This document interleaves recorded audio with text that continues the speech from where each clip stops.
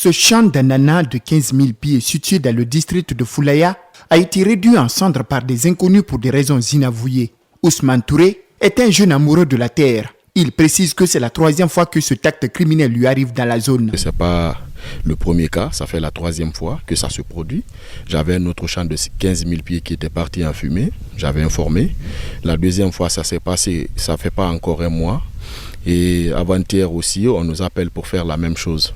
Aujourd'hui, ce champ de 3 hectares d'ananas est complètement dévasté. Pour le moment, difficile de situer la responsabilité. Mais la victime estime que le phénomène est devenu de trop dans la localité. Pratiquement, je ne peux pas dire qu'on m'en veut, parce que je ne connais pas la source quand même du feu. Mais le fait que ça se répète 1 fois, 2 fois, 3 fois, ça interpelle vraiment à des séries de réflexions. Pourquoi moi, à chaque fois, à chaque reprise? Pour mettre ce champ en valeur, le jeune entrepreneur a investi plusieurs millions de francs guinéens. 1 hectare, il ne faut pas prendre moins de 100 millions.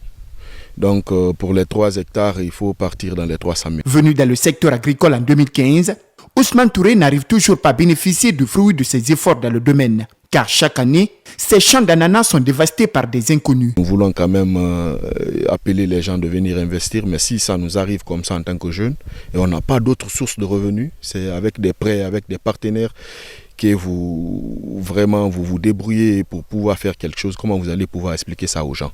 Sur le site, les pertes sont énormes, mais le jeune amoureux de la terre ne compte pas baisser les bras. La poursuite de ses activités dans le secteur agricole lui tient beaucoup à cœur.